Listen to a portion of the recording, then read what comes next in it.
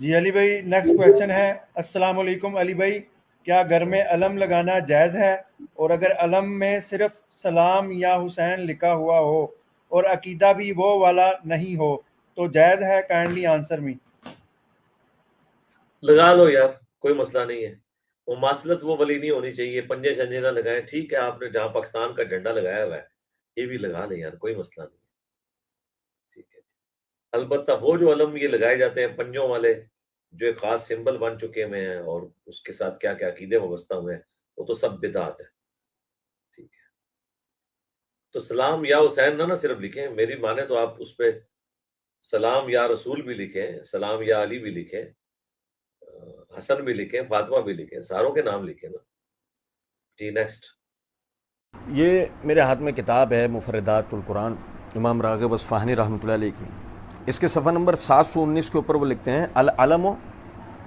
ایسا نشان جس سے کوئی شے پہچانی جا سکے، جیسے علم الطریق اس نشان کو کہتے ہیں جو راستے کی پہچان کے لیے ہو، یعنی اس میں راستوں میں نصب جو کر دیا جاتا ہے۔ اور فوج کے جھنڈے کو علم الجیش کہا جاتا ہے کیونکہ اس سے فوج کی پہچان ہوتی ہے۔ اب دیکھیں، یہ علم کے حوالے سے یعنی جو ہمیں بات پتہ لگتی ہے کہ علم سے مراد کپڑے کا وہ جھنڈا ہے جو یعنی ایک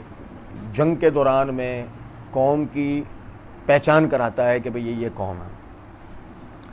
اس کے لیے عربی زبان میں رایت کا لفظ بھی آتا ہے۔ یہ میرے ہاتھ میں مصباح اللغات ہے، اس کے صفحہ نمبر 328 کے اوپر رایت کے معنی ہے کہ علامت جو پہچان کے لیے لگائی جائے، جیسے جھنڈا۔ اسی طریقے سے یہ مصباح اللغات ہی کے صفحہ 799 پہ اللواء، اس کے معنی بھی جھنڈا ہے، اور کہتے ہیں کہ اور یہ رایت سے چھوٹا ہوتا ہے، اور کہا جاتا ہے کہ لواء اس وجہ سے کہتے ہیں کہ بڑے کے ہونے کی وجہ سے یہ لپیٹ کے رکھا جاتا ہے اور ضرورت کے وقت کھولا جاتا ہے۔ اس سے یعنی ترجمے سے میرا بتانے کا مقصد یہ ہے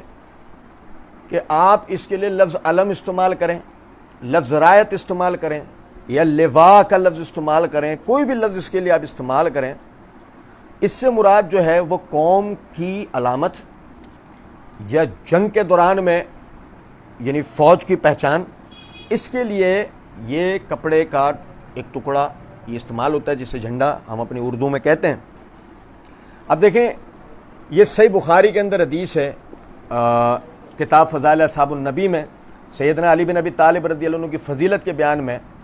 یہ حدیث نمبر ہے اس کی 3701 کہ سہل بن سعد رضی اللہ تعالیٰ عنہ فرماتے ہیں کہ نبی صلی اللہ علیہ وسلم نے فرمایا لَأُوتِيَنَّ الرَّایَةَ غَدًا رَجُلًا يَفْتَحُ اللَّهُ عَلَى يَدَيْهِ،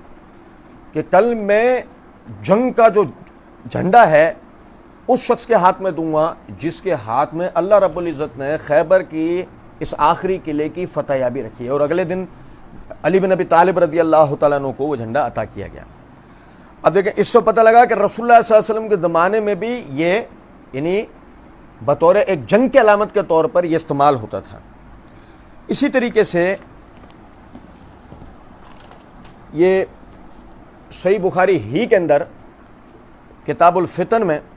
امام بخاری رحمۃ اللہ نے باب کہیں کہ باب و اذا قال عند قوم شیئا ثم خرج فقال بخلافہ، اس کے تحت حدیث نمبر 7111 ہے کہ عبداللہ بن عمر رضی اللہ تعالیٰ عنہ فرماتے ہیں کہ میں نے نبی صلی اللہ علیہ وسلم سے سنا ينصب لكل غادر لواء یوم القیامہ، قیامت کے دن ہر غدار کے لیے ایک جھنڈا کھڑا کیا جائے گا، یعنی کہ یہ اس کی پہچان ہوگی کہ یہ آدمی غدار ہے۔ ٹھیک ہے، دیکھیں پتہ لگا کہ یہ بطور علامت بطور پہچان کے لیے ایک قومی ایک شخصی پہچان کے لیے استعمال ہوتا ہے۔ اسی طریقے سے آپ دیکھیں یہ سنن ابی داؤد ہے، اس میں یہ کتاب الجہاد ہے، کتاب الجہاد کے اندر امام ابو داؤد نے باب قائم کیا باب فی الرایات والالویہ، یعنی جنگی جھنڈوں اور نشانوں کی کیفیات کا بیان۔ اس کے تحت حدیث نمبر 819 ہے کہ برا بن عازب رضی اللہ تعالیٰ عنہ فرماتے ہیں کہ میں نے نبی صلی اللہ علیہ وسلم کو دیکھا، آپ کے جھنڈے کا رنگ کالا تھا اور اس کا کپڑا چوکور دھاری دار تھا، چوکور دھاری دار، کالے کپڑا چوکور دھاری دار تھا، یعنی کالا اور سفید اس پہ نشان بنے ہوئے تھے۔ اسی طرح حدیث 820 سے جابر رضی اللہ تعالیٰ عنہ فرماتے ہیں کہ نبی صلی اللہ علیہ وسلم مکہ مکرمہ میں داخل ہوئے، جس دن فتح مکہ اس دن داخل ہوئے، اس دن آپ صلی اللہ علیہ وسلم کے جھنڈے کا رنگ سفید تھا۔ تو یعنی پتہ لگا کہ آپ صلی اللہ علیہ وسلم نے جھنڈے کا استعمال، علم کا استعمال جنگ کے دوران میں آپ نے کیا ہے اور بطور علامت نشان کیا کہ یہ مسلمانوں کا علامتی نشان ہے۔ اسی طریقے سے یہ میرے ہاتھ میں نہج البلاغہ ہے، شیعہ حضرات کے ہاں درسی کتابوں میں اس کا شمار ہوتا ہے۔ اس کے اندر صفحہ نمبر 158 پر انہوں نے یہ بات لکھی ہوئی ہے کہ جنگ جمل کے موقع پر جب امیر المومنین علی علیہ السلام نے اپنے لشکر کا جھنڈا اپنے صاحبزادے محمد بن حنفیہ کو عطا فرمایا، یعنی کہ سیدنا علی بن ابی طالب رضی اللہ عنہ کے زمانے میں بھی علم یعنی جھنڈا بطور جہاد استعمال ہوتا تھا، یعنی جہاد کی علامت کے طور پہ اس کا استعمال ہوتا تھا۔ ٹھیک ہے، اب دیکھیں اس بات کو سمجھیں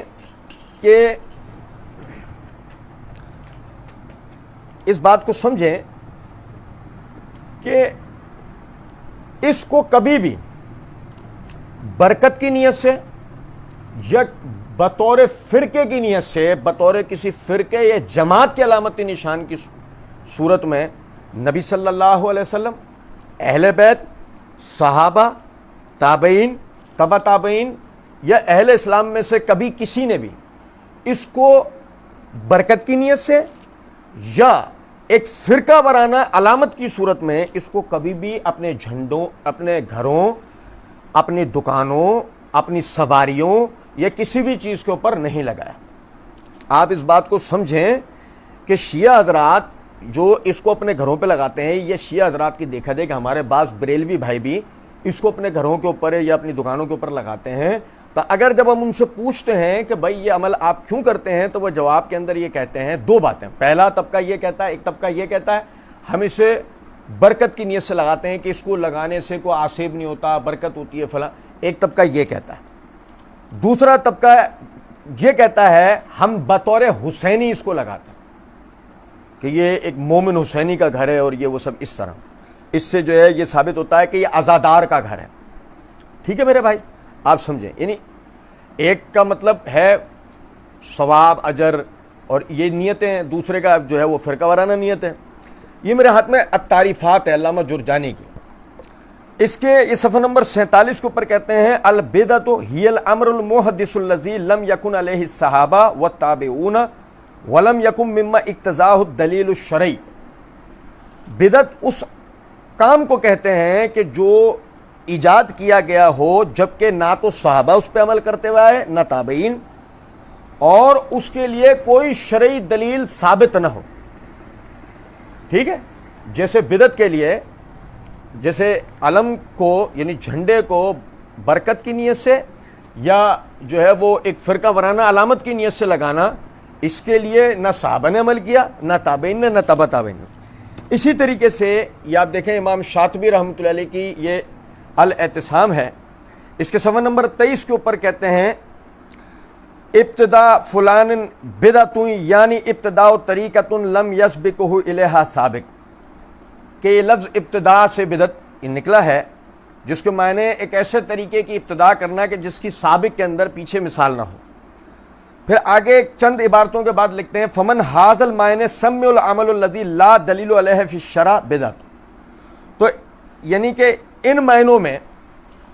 ہر وہ عمل جس کے پیچھے شریعت میں دلیل ثابت نہ ہو اسے بدعت کہتے ہیں۔ پھر مزید اس پر بحث کرتے ہوئے آگے کہتے ہیں